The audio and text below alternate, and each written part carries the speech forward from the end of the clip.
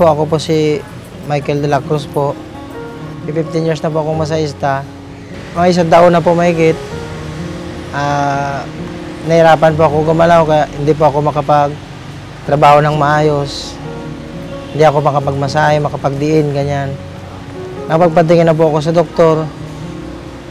Yun nga po, ito po yung resulta. Kailangan biopsy.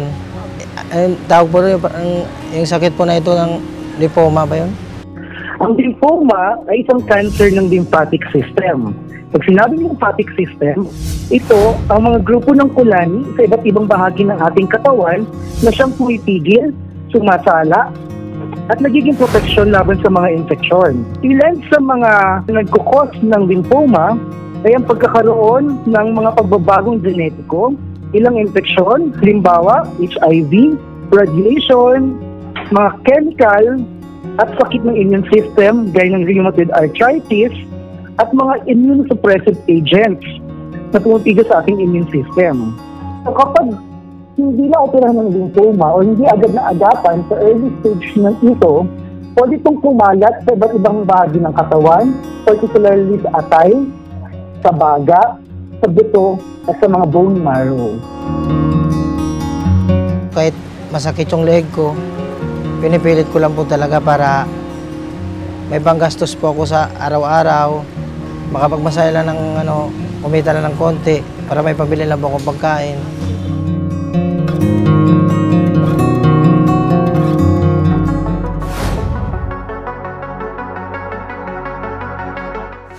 Ano bang problema natin, Michael?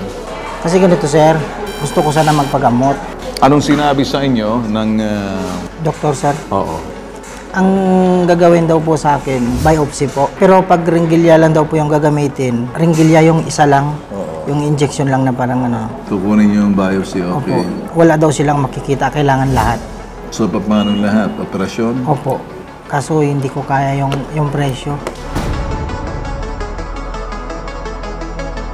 I'd like you to contact si Joy Belmonte. See the possibility of charity on this particular patient.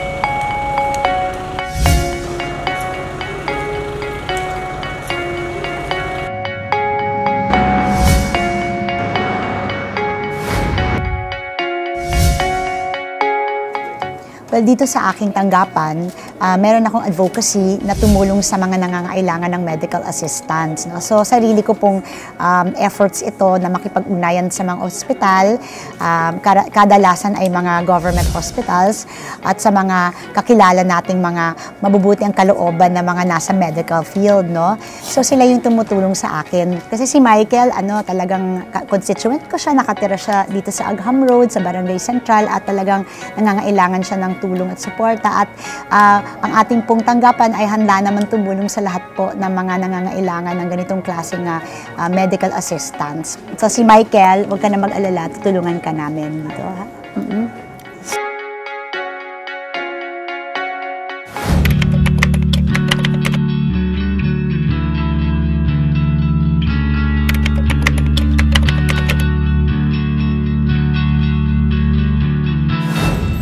Gusto ko po, gumaling po ako na para makapagtrabaho po ako ng maayos, makapagkilos po ako ng mabuti. At isa pa po, para mapatuloy ko po yung suporta ko rin po sa mga anak ko.